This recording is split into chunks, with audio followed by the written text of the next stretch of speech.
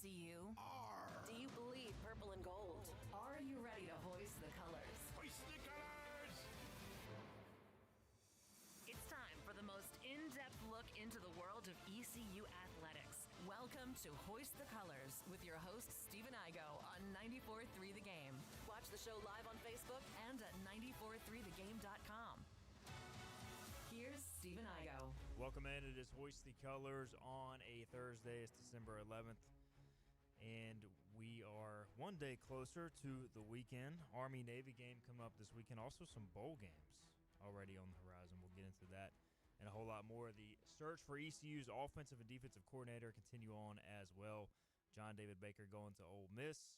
Josh Aldridge going to USF. We have the latest for you on hoistthecolors.net, and we are going to discuss maybe we should change our expectations for the bowl game just because of all the chaos. We'll get into that more in segment 2. But in studio today, we've got Darren Vaught. He is ECU basketball play-by-play and a man of many talents. Darren, welcome back in, man. Appreciate you guys having me. Good to be here, as always. Let's talk a little ECU hoops, I guess. Let's do it. We're going to get it done off the bat. We got Philip Pilkington as well. Philip, how you doing on this Thursday? Good. I'm trying to figure out Facebook issues. So if you're trying to listen to us on Facebook, everything looks right on my end. Facebook's just not playing the video, so I apologize. So I'm gonna let you guys go to YouTube. Go to YouTube or X, please. I'm working on it. IBX Media app as well for audio only. I will say, generally speaking, YouTube is where I typically read our comments. I know we get more bickering in the Facebook comments. I will say. YouTube, we get actual questions more times than not. That's Facebook for you, man. That's those two places are made for specific things, and you're right to read the stuff from YouTube instead. That's good. So our plan today, which by the way, while you're working on technical issues, Philip, Ryan says we're really quiet on the YouTube feed. So I know this has been an issue that we're still working through. All right, so maybe look into that as well. All right, Darren Vaught in studio, and segment 1, we're going to talk EC hoops. And we're going to talk about, it's obviously been a struggle to this point, kind of the path forward. Then we'll get into ECU football. Then we'll get into the Chiron Moore conversation later, which everybody's talking about. But let's start it was, I think, Georgia Southern last time we had you in studio. Hopes were high. I think a lot of unknowns, obviously. I mean, I don't want to sugarcoat it. It's been a struggle, 3-6 to this point. Some of the flaws are obvious, but, you've been there. You've called all the games and everything. What have you noticed that has kind of led to some of the inconsistency thus far, a 3-6 start heading to tonight's game against App? Yeah, at first I think the conversation was heavily centered around the injuries, through which I think, a lot of people with the team, Pirate fans, could see, like, yes, those are a detriment to the team, but they're not that huge of a swing in the results, right? Like, I think that people are realistic about that. And, Jay Woodard is back in the lineup. I believe he's going to start tonight, which is great, and he is seemingly on his way to being himself. He actually participated in multiple practices before this game, which hasn't been something he's been able to do. As the year has gone on, and we sort of got past the injury point, it's become more and more obvious that just live ball turnovers, and there's a fluidity discipline with this team that is lacking in game situations.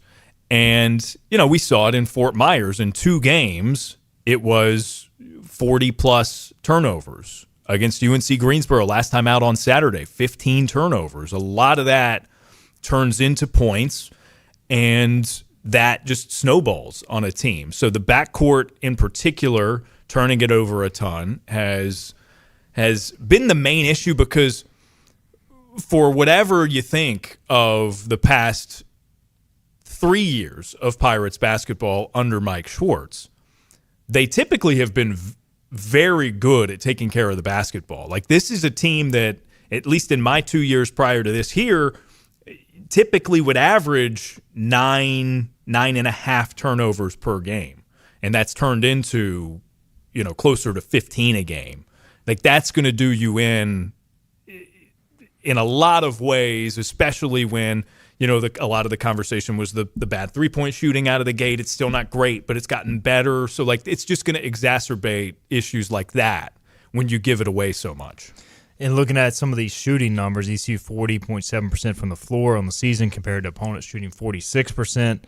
3-point percentage, 27%, which, as you said, has actually gone up. It was closer to 20% for a while, but opponents shooting 37%. And if you're turning the ball over on top of that, you're just not giving yourself any chance. And I know Coach Schwartz feels like they can shoot a better percentage, will shoot a better percentage, but when you look at the amount of turnovers right now. We talked about in the preseason, Corey Calker, hopes were high, but he was coming from junior college. Isaiah Mbang, hopes were high, but he was coming off just his freshman season. So these are younger players at this level, and you look at their turnover to assist ratio. Mbang, 25 assists, 24 turnovers. Calker, 28 assists, 20 turnovers. Those are your point guards. Jay Shane's been out. So I don't know, what is the realistic possibility those guys get better? Because you're just going to need better point guard play, right, moving forward to have a chance to turn it around. Yeah, I think so. And as Woodard gets healthier, I think we didn't think this was going to be needed or a possibility entering the season, but I think you're going to start to see him in sort of a point forward position a lot more. I can see he's still not hitting shots, but I can see ball care improvement out of Corey Calker, right? His last game, 4 assists and either 0 or 1 turnovers. The number's not right in front of me, but there are minor improvements game to game, I think, that progressively indicate that Corey could get there. And we've seen the JUCO jump to this specific program of basketball before, like with Jay. And what's interesting is in the preseason, Corey mentioned Jay a lot as someone who was helping him get accustomed to the point guard position, because Jay was in that position last year where he ran some of that point forward coming straight from JUCO, and talked about the intricacies of it and how Jay had kind of helped him get sped along in that regard. So hopefully there's progress there for Corey.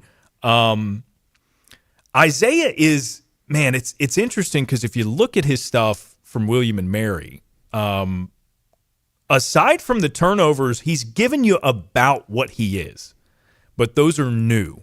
So I don't know. Maybe it's one of those things where you get a little bit more diversified with your lineup with Jay healthy, because he can play 1 through 4 for you, and you can do a lot of different things. Point forward, you can run him at the 4 and go smaller. Maybe that kind of opens it up and gets them in a little bit more of a rhythm to where it helps everybody in the turnover front. I don't know. We'll see. I do know having Jay 100%, at least from a formulation of lineup perspective, makes the team a lot more flexible and dynamic. Whether it'll pan out with results and good play, we'll see. But they at least have the opportunity to be a little bit more multiple in how they approach an opponent. And it feels like watching the last few games, when Jay has gotten in there at times, he's pressed. I think he's trying to do too much with some turnovers. And then Mbang as well.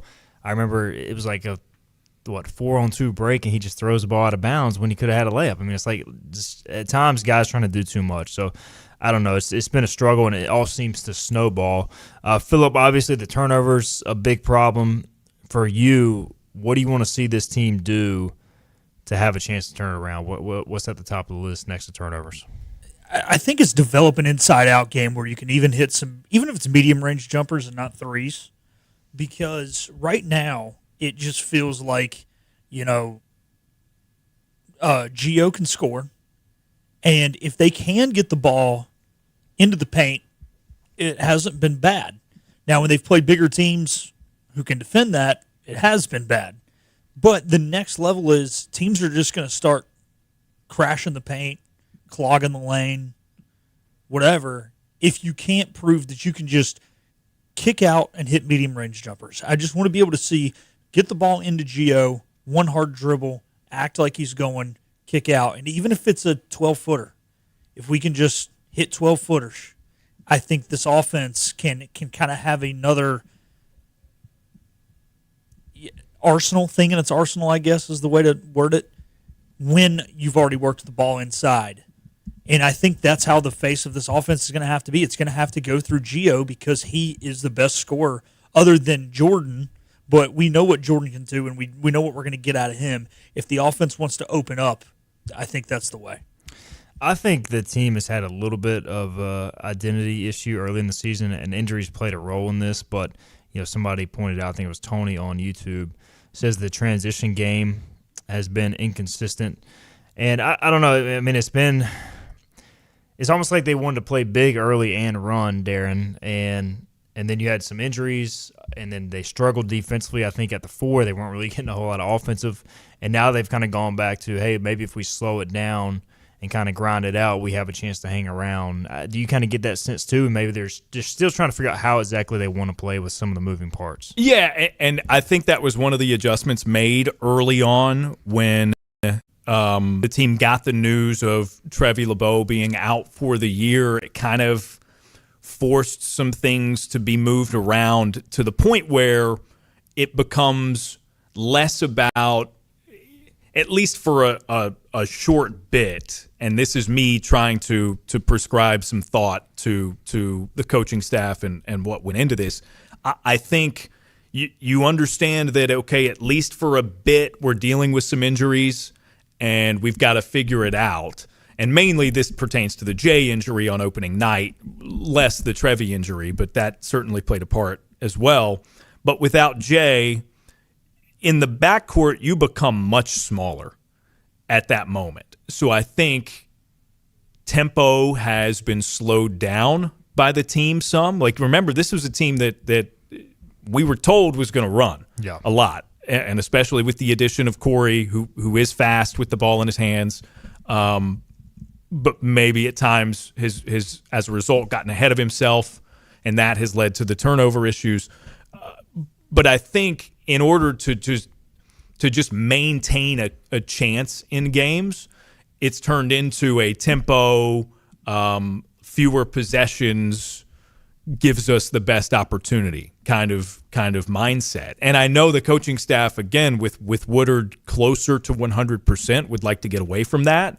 Hopefully that can open things up. And I think with the fewer possessions thing and maybe the three-point percentages got into the guys' heads a little bit toward the beginning of the season. Even when they did put shots up, they just weren't confident, right? Because I don't know that they're a whole lot better of a shooting team than what they've shown, but they, I think, can be at least a little bit better than that. And the only way you're going to find out is if you're confident when you do take the shots. So the closer they get to whatever their ideal form is, the more confident hopefully they will be in getting those shots off. So yeah, no, I think it has been a little bit of a little bit of a dichotomy of like, okay, what are we going to be early in the season? Both with the additions of, and we talked about this as a plus in the preseason, the additions of a true point guard in Corey Kalker and a true 5 in Gio Imajuru, which it felt like we had neither for really the past 2 years. So trying to play through Gio Moore, Phillip throws out, obviously turnovers at the top of the list, trying to figure out how you want to play, all keys for ECU to figure out. You look at this stretch, obviously the UNC Greensboro game wasn't ideal. We all know that. But you still have 3 winnable games on paper. App State tonight, we'll get into that in a second, Buffalo Presbyterian. And so this, to me, feels like, all right, if we're going to turn around, get some momentum going to the conference play before that North Carolina game, this kind of has to be it, and it starts tonight against App State. So early scouting report on the Mountaineers. Pirates are favored in this game going into tonight's 7 p.m. tip-off. It is a whiteout inside Benji's Coliseum. Darren, what's your word, or what are you hearing on App State? What do you expect tonight? Look, this is a good defensive team. Despite their record, it is not as good an App State team as Dustin Kearns has had in recent years. They can still defend. He's still a very good defensive coach. Knowing him and how he coaches his teams, and maybe this is again me trying to assign some thought to him, I wouldn't be surprised if he comes out tonight and does something maybe a little bit wacky, like they just sit back in a zone all night, he's done it before with past teams. I could see it happening. ECU shoot it, can shoot it. Yeah, and for the most part, that's kind of what teams have done as far as a game plan against ECU anyway. They just pack in the paint. Philip, you mentioned Gio Imejuru, who's had really good shooting performances. Yeah, he's had 7 for 8 from the field nights. He's also had 2 of 8 from the field nights, and it's because teams have collapsed on him, and the Pirates have struggled to get that inside-out game going. So if you clog up the lane and force it to, an ECU three-point shooter or an array of three-point shooters, or you make Jordan Riley make a decision too, because that's the other thing about this inside-out is that, say Imejuru gets it in the post, kicks out to Jordan. We know his preference would be to drive through the lane. Well, guess what he's not going to do in that instance? Drive through the lane. It's necessitated Jordan shooting the three a little bit more, which to this point has worked out pretty well, 38% for the season. But it's perhaps not going to be that way all year because we know who Jordan Riley is, a fantastic player. He's not a 40% three-point shooter, typically. All right, Rohan says, I feel like Gio turns the ball over a lot when he gets the ball in the post. And I think a lot of that is teams are just collapsing. One thing I do want to see a Gio do, and I hope he's getting coached on this, he has a tendency when he catches the ball off an offensive rebound to put the ball down. Like, man, just go back up with it. You are huge. You're bigger than everybody else, and that has led to a lot of turnovers. And obviously as a senior, hopefully he figures that out soon. But it's just, man, teams are packing the paint and making it tough right now. So lower scoring game it could be tonight, ECU app. So we'll see if the Pirates can turn it around and get some momentum back. It's been a tough start, and we'll see how it goes. Darren Vaught will be on the call. 6:30 pregame show will begin, and he'll have an interview with Coach Schwartz then leading into the tip-off. All right, let's get a break in. We'll come back. Should our expectations for the ECU bowl game change given the coordinator changes and all of the uncertainty surrounding that? We'll get into that discussion. Leave your comments, YouTube, Facebook, Twitter. We'll get to them.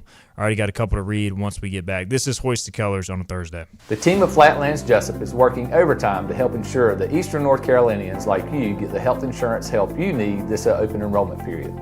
New legislation passed meaning more people than ever qualify for affordable coverage. Let us help you today.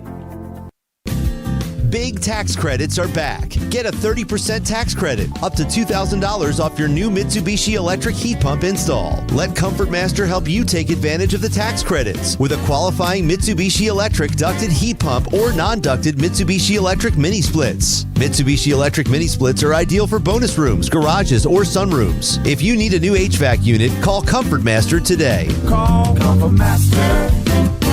Call Comfort Master. You know what the problem is with standard belts? Usually you have to choose between too tight or the opposite, too loose. But with Anson Belt and Buckle, you don't have to choose. We got rid of the holes and instead have a track system designed for micro-adjustability. That way you can enjoy a perfect fit every time. Anson Belt and Buckle. Find your perfect fit today.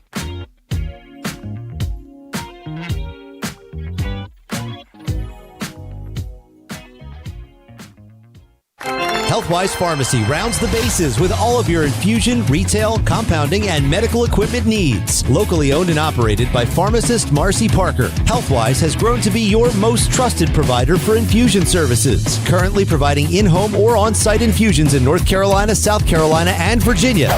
Visit Healthwise Pharmacy at 615B South Memorial Drive or call 252-295-0059 to speak to a patient service representative to find the option that best suits your needs. Tired of the 1-800 numbers advertising Medicare products? Flatlands Jessup has 6 offices all throughout Eastern North Carolina. Get face-to-face help from our local award-winning licensed team. Stop by today. Flatlands Jessup, your whole world covered. The best burgers around. Everyone loves a thick, juicy, and fresh burger. Tiebreakers does real burgers better than anybody. And don't forget about the cheese sticks, fresh salads, and more. So don't just go to any burger-themed restaurant chain. It's time to break the chain and eat local. Tiebreakers, burgers and sports at its best. Go Pirates! Arg! In this age of globalization, we've learned that bigger isn't always better.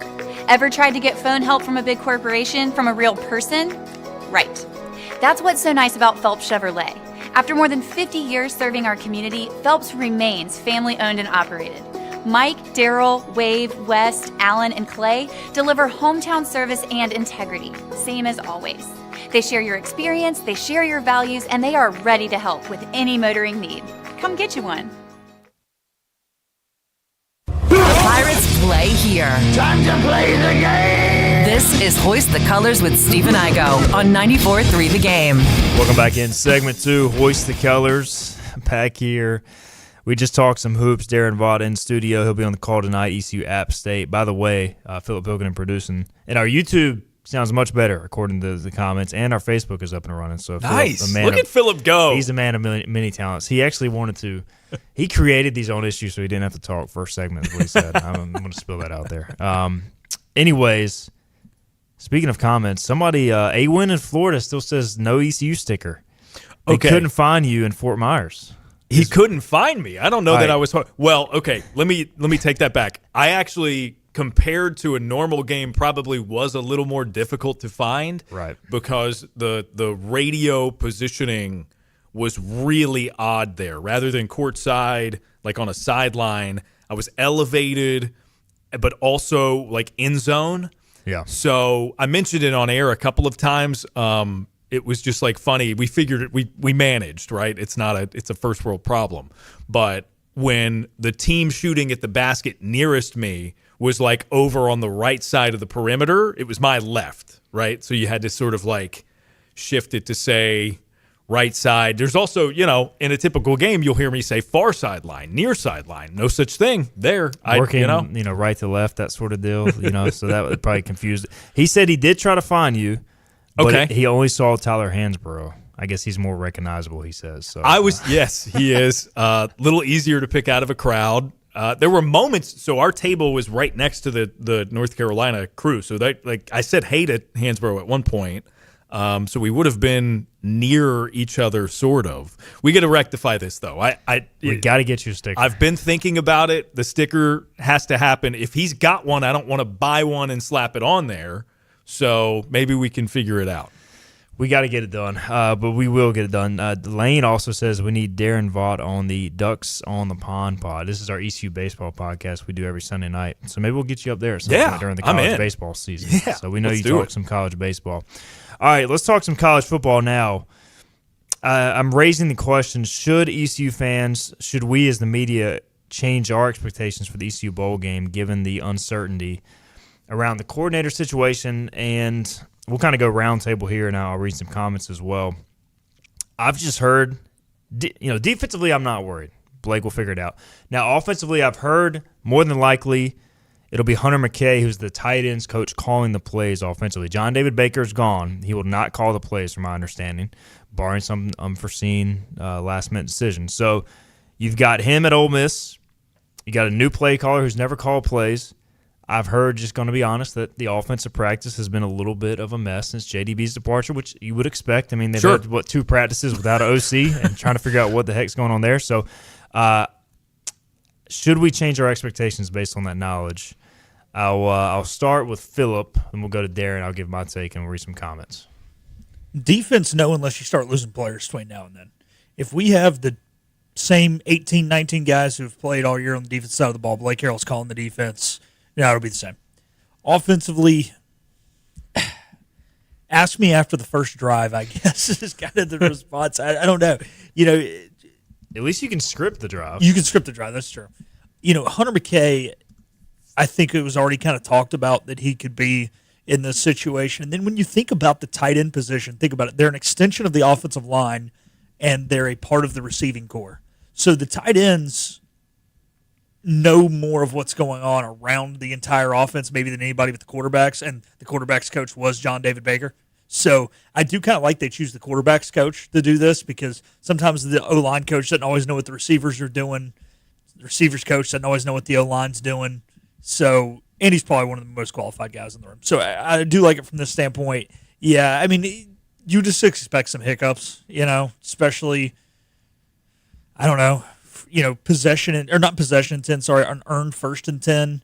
Hey, this is how we've been chug-a-lugging down the field all year. Maybe there's a drive killing play call that would unfortunately kind of set you back, and it's not a diss on Hunter McKay, but it takes a while. It took JADB, 6 games to learn how to call plays. It's just part of it. You can't know something you've never been taught or never done.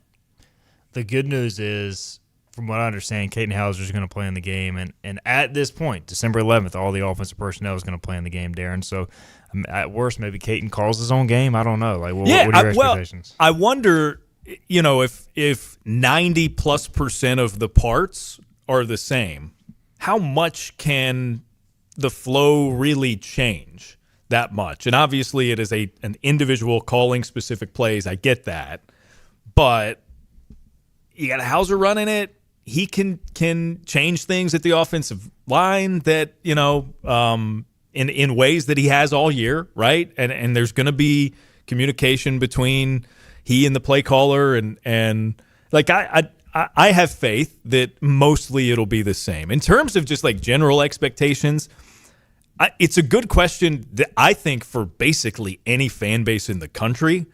And I'm reminded of the Ole Miss situation because it's insane that Lane left and Ole Miss was like, no, forget you guys. Take your offensive guys with you. And now those guys are back. Like they were gone for like a week and then are back with the team because I think Ole Miss in the middle of their spite against Kiffin, it probably occurred to them, actually, you know what? Maybe we want to give this thing our best shot and like try to win since we've made the college football playoff and have had, maybe the best season in program history. So I don't. It's tough for me to know what any fan base should quote expect from a bowl game or postseason, just because it's so different from what it was, and who knows what it's going to turn into with the aftermath of, Notre Dame electing not to play in the Pop-Tarts Bowl and stuff like that. So I don't know. I understand people want to win games. I'm not trying to downplay that, Pirate Nation, but I think if you're in a bowl, you just got to be in it for a good time. Like that's the win, right? We're in the bowl. That's the win. And I mean, it would be great to beat Pittsburgh, be 9-4. But if you lose to Pittsburgh and you finish 8-5, I don't think it changes the outlook or the feeling of the season. Really, I mean, I think maybe if you win the game, you feel that much better about it. But if you lose it, you're not going to say, "Oh, our season was a failure because we lost a bowl game without our coordinator." So maybe you almost go in with no expectation, just like, hey man, let's just let it ride. Let's see what happens. Or like, let's be competitive, right? I know. Talking to administration here at ECU the past few weeks, just out of curiosity, making conversation, like, hey, what's best case scenario for a bowl assignment for you guys? And the matchup has a lot more to do with it than I would have thought going into those conversations. It's very important for people at ECU that they play a Power 4 opponent. So I think, with that being said, the reasons you want that to be the case, it would be counterintuitive to then get blown out by the power opponent. So, like, as long as you're competitive with a P4, I think it's a good result. ECU, as we sit here today, a 5.5-point underdog. They were around a touchdown underdog against State last year, obviously won the game. And then a lot of it, guys, for me, I mean, I feel about the same. I think ECU will show up defensively in this game and play pretty well. From my understanding, Blake Carroll will call the defensive plays. We know he's done that before. I'm sure he'll have the help of Roy Tesh. So I think ECU defensively will play well. And then offensively, I trust Caden Hauser. Like, the offense goes so fast. Yes, you got to call the play, as you guys have said, but it's almost like there are options built into every play in this RPO offense. So a lot of it, at the end of the day, no matter what Hunter McKay calls, unless he just calls, inside zone on 4th and 1, a lot of it is based upon what Caden's reading. So he's going to be out there. He's going to be doing his thing. And I think if they just can get in a rhythm and just go and McKay can get the plays in, then I don't see it changing all that much. But the other thing I was going to say is, what is Pittsburgh's motivation? They thought they were going to play in the Pinstripe Bowl against Penn State. Now they're playing ECU in the Military Bowl, and that's no disrespect to ECU. But we know ECU probably is going to be motivated, even with some uncertainty, Darren. But Pittsburgh, like if they show up and play their best, it's going to be a tall assignment. If they show up and they're like, oh, we're just here for fun, but not going to take it that seriously, that's when ECU could jump up and beat them. Yeah, and I think that's the mystery for especially Power 4 teams in bowl games. It's look, I don't want to say they're meaningless, but you really gotta you gotta force yourself to bring your own juice if you're a big program who aspires to bigger things than this bowl. So yeah, I think it's going to vary widely, and that's what I think is both interesting and maybe also discouraging about the bowl games. It makes it impossible to predict. Yeah, like there are so many of them. You don't know what teams have guys sitting out. You don't know what teams are going to have coaches who aren't involved anymore because they've taken jobs elsewhere. Like the postseason anymore in college football, and as we're learning, even the playoff, which I thought was supposed to be the point, winning, it's kind of a crapshoot because you just don't know what coaches and or players are going to be involved in it. And if you want a sense of what Pittsburgh fans think of this bowl game, go to PantherLayer.com. It's part of our 24/7 sports network.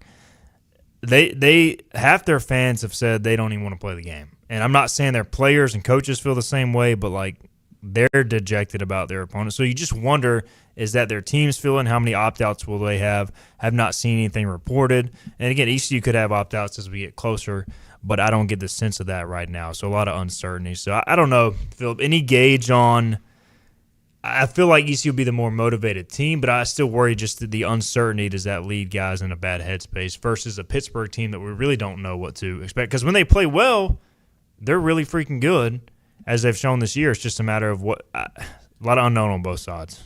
So I hate to, pop your balloon with a little pen here. I don't think what we're talking about here is a Team A versus Team B issue. It's an individual issue for each player in the game. That's fair. If there's a young man who is a senior who has no shot at getting an extra year of eligibility, he's going to be motivated to win his last college football game. Cut and dry, plain and simple, no questions asked. If a young man is thinking about the portal, he's probably not going to care. If a guy is – Or he's going to be motivated to make a splash. He could. Like a last-ditch effort. That's true. If he's a guy who doesn't have a lot of tape and he feels like this is an opportunity, yeah. If he's already got somebody who's offered him, and they're not technically supposed to, and he knows he's gone, he's not going to care. And then you've got some of the guys that are probably in the middle where it's like, hey, I'm going to be back next year here. I'm a junior.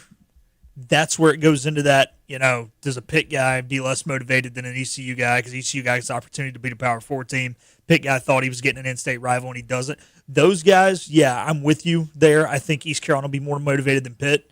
But again, I think each individual is going to be in a different headspace because each individual is at a different spot in their life, is at a different spot in their career. And this is something we didn't talk about 10 years ago because, it was either a young man's last game or it was, hey, I fought tooth and nail next to this guy for 3 years. I'm a junior. He's a senior. I'm going to win this game for him. I want the guys next year to do the same thing for me. There was one rope to pull on. Yeah. Back then. Yeah. We can wish and hope and dream that there's one rope to pull on for a college athletics program now, but it's just not true anymore. Exactly. So, yeah. 16 days until the Military Bowl arrives. It'll be 11 a.m. kickoff. We'll keep you up to date. I was just checking the Pitt board. No word on opt-outs yet. They're in finals, much like ECU, so limited practice this week. I think next week is when we'll get a sense of who's really playing in the game, what the motivation level is as we get a little closer. Let's get a break in. When we come back, the coaching carousel rolls on. We thought it was over, and some breaking news last night. Chiron Moore. We'll get into that. The Michigan coach out and more after this. This is Hoist the Colors on a Thursday.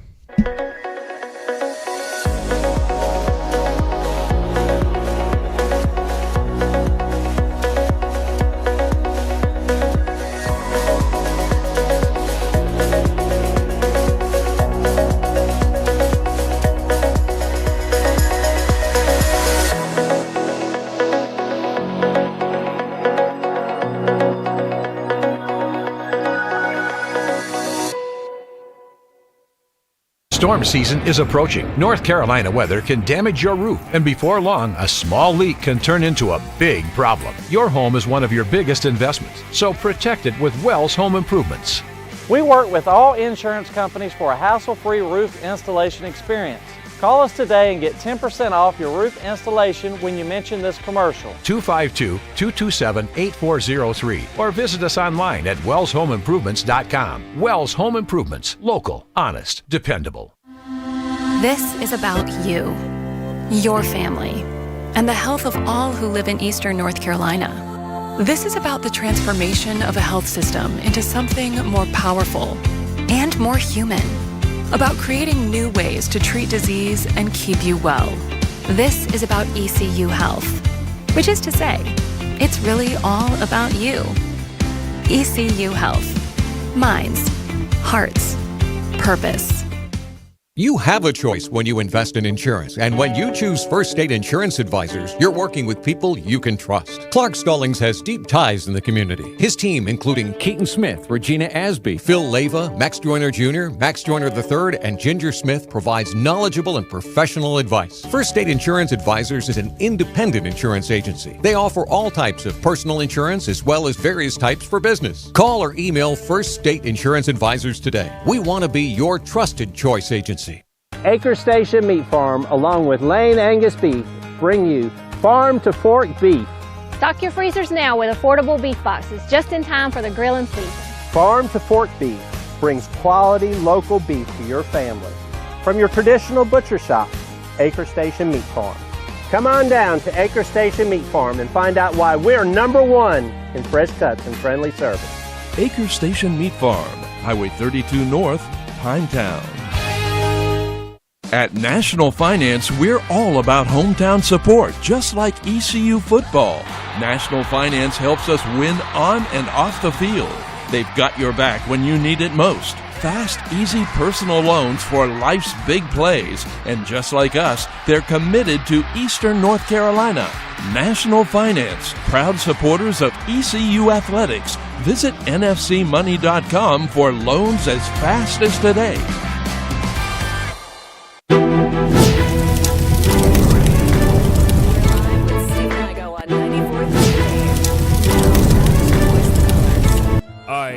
Welcome back in, Hoist the Colors. We talked ECU hoops. We talked some ECU football. If you're just tuning in, we asked the question, should our expectations for the ECU bowl game change, just in terms of what to expect from the game?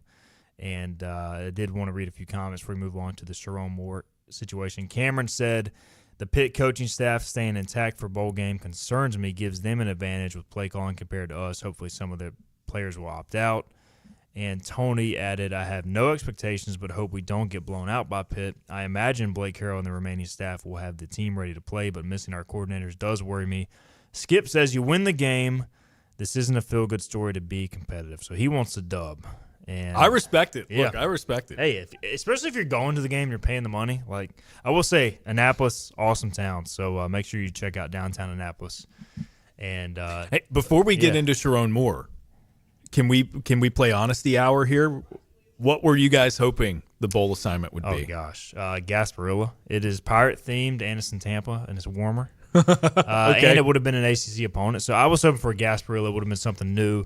I've been to the stadium, covered games there before, but never that bowl game. I know at one point, maybe it wasn't a possibility late in the process. At one point, the Fenway Bowl was in the mix for ECU.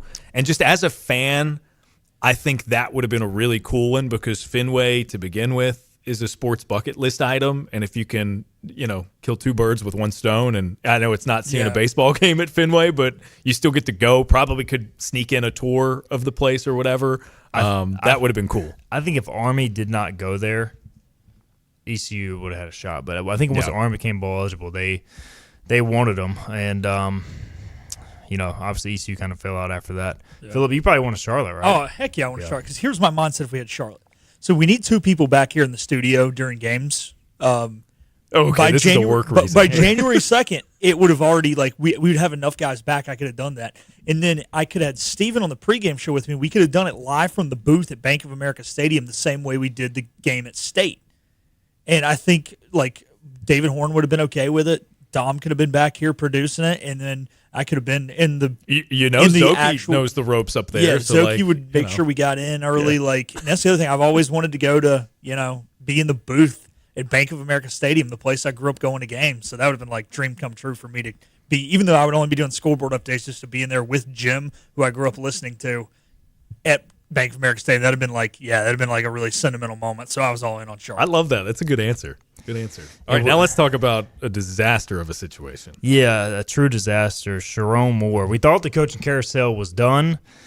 Came out last night, Chiron Moore was fired with cause for having an inappropriate relationship with a staffer, and then he was detained by police, transferred to jail, where he's being held for an assault investigation. I don't think any charges have been officially named, but guys, I mean, what?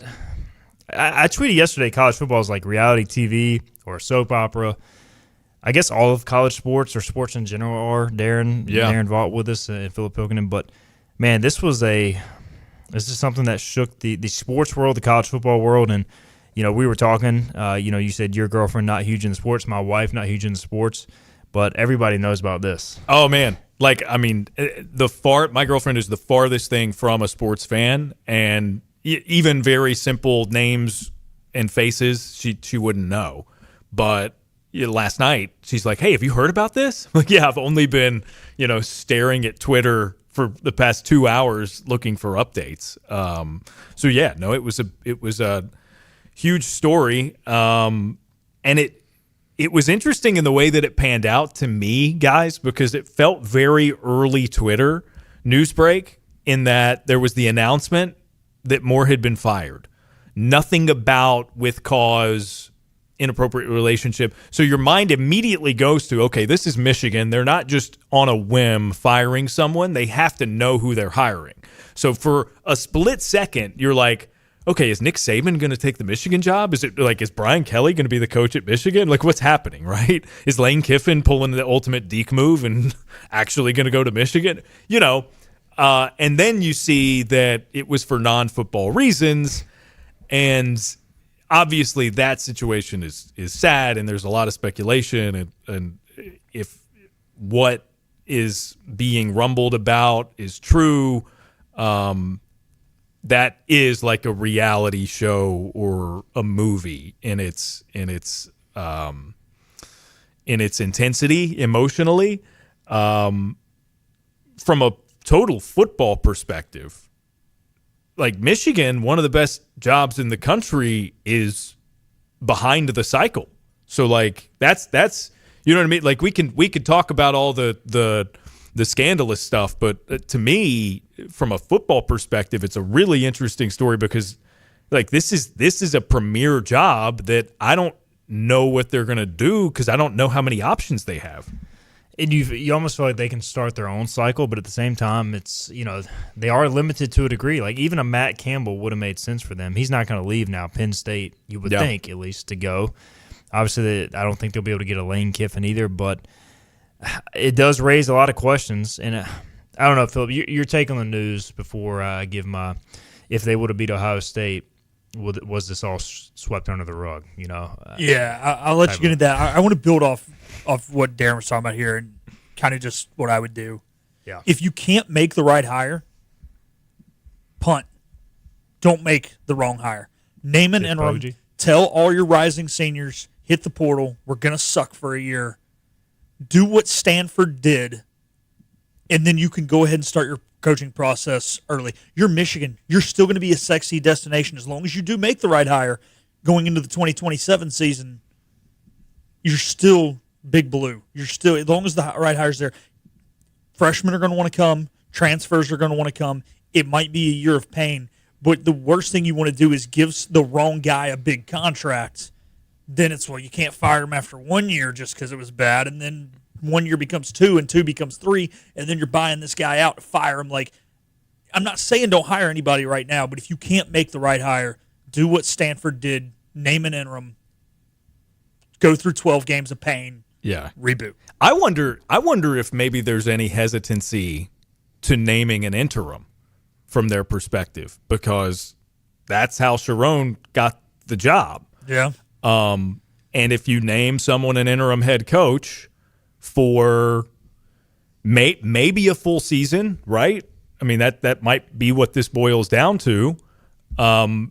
You expose yourself to the situation where the play is so good that you have to elevate that person to the permanent head coach job. And again, because that's how they ended up in this situation, not that there's any expectation that other people are going to act in the way that Chiron Moore did, but I just wonder if they're a little bit gun shy about something like that. Can I retract my statement from the records now that Darren has just that's a great my point, because I agree with you. I will say, though. You're right. I mean, I'm with you. Okay, go ahead, Steve. Reality TV, I mean, if you're going to put Biff Poggi as their interim coach for a full year, that would be a show I would watch. I mean, like, oh yeah, give me Hard Knocks. We know he's coaching the bowl game as the interim head coach, so give him a full year, man.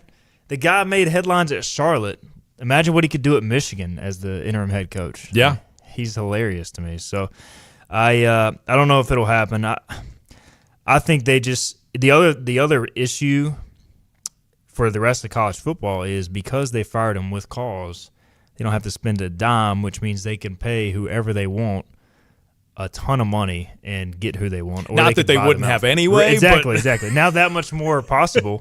There's all this talk, Caleb DeBoer, the Alabama fans, I don't know if they love him, and so we were all on Alabama watch for the Iron Bowl. Hey, if he loses the Iron Bowl, he might go to Penn State. Now we're going to do the same thing for the playoff. If he loses the first playoff game, he might go to Michigan. So get ready for that again. Are you excited about that? And then Alabama would be behind the So I am not a Tuscaloosa insider, so I think this is the case for all of us. I'm so confused over DeBoer's place there. I get that he's not Nick Saban, and that has been an adjustment period for the fan base, but I think he's a pretty good coach. I think most of them are probably pretty happy that he's their coach, but then you heard maybe rumblings that he wasn't happy there and the job wasn't quite what he thought it was, but you've heard those like very emphatically refuted at points. I'm very confused as to like how anyone feels about DeBoer, including himself. Like, I think anytime you're in that situation where you follow up like the surefire Hall of Fame coach who retires, unless you're a guy who just gets promoted within like a John Shire situation, like there's going to be some weird feelings. You've got these huge shoes to fill, so the one mistake you make, there's going to be somebody calling for your head. Maybe it's not the whole fan base, right? So then therefore you're like, man, hit Washington, nobody wanted me fired, and now I've got people sending me strongly worded emails telling me to go, kick rocks. I'm sure there is some of that, but like to your point, Darren, how much of it's legit and how much of it is this is the process because you're following Hall of Fame coach. Look at what Carolina had to go through in basketball when Dean retired before they got to Roy. It's just part of it. It's just a lot of big shoes to fill. All right, CBS Sports, the favorites, at least on paper in the betting world. Joe Brady, Bills offensive coordinator, plus 300. Kenny Dillingham, Arizona State head coach, plus 400. Jesse Minter, Chargers DC, who was there under Harbaugh, plus 400. Kalen DeBoer, plus 500. Jed Fish, Washington head coach, plus 700. Lincoln Riley, plus 1,000. And then you get down to PJ Fleck at Minnesota, Dan Mullen, UNLV. Marcus Freeman, plus 2,000. I don't know if I see it. And then Brian Kelly, plus 3,000. So I just don't know. None of those feel right to me, but I guess we'll see.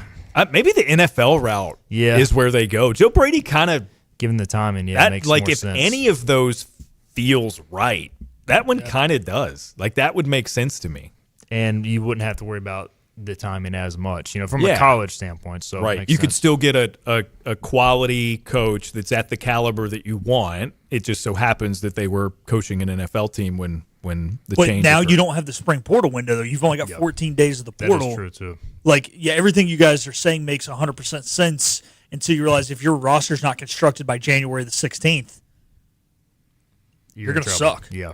I mean, fair point. All right. we'll have more time to diagnose this in the coming days. A lot of moving parts and a lot of crazy stuff happening in Ann Arbor. Let's get a break in. We'll come back. We'll wrap up the show after this. Don't miss year-end deals during the season of giving at Greenville Toyota. Drive a new Camry, just $229 a month, $229 a month, or new RAV4, $279 a month, $279 a month. Hurry in for the season of giving at Greenville Toyota. You know what the problem is with standard belts?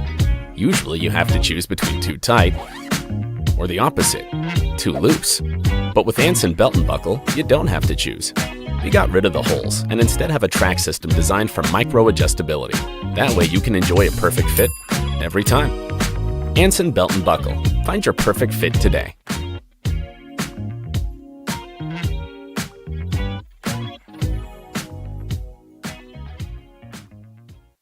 Daughtridge Gas and Oil has been your dependable propane supplier for 95 years. Their trained technicians can service and properly install all your propane and natural gas appliances. Plus, Daughtridge Gas and Oil is your backyard expert with fire pits, grills, smokers, and more, including quality outdoor furniture at their Greenville Patio and Hearth Shop at 1901 Charles Boulevard. Go by and see the knowledgeable staff at Daughtridge Gas and Oil for propane delivery or call 756-1345. Other restaurants claim their food is fresh and fast, but are they friendly? At Moore's, you're treated like family the minute you walk into their doors. With locations in Winterville, New Bern, Swansboro, Morehead City, and Jacksonville. We've been practicing what we preach since 1945. At Moore's, our barbecue is slow-cooked and smoked over real wood daily until it's so tender it's falling off the bone. Combined with our fresh chicken, cooked-to-order seafood, and homemade fixins, we're sure you'll agree. If it's not Moore's, it's less.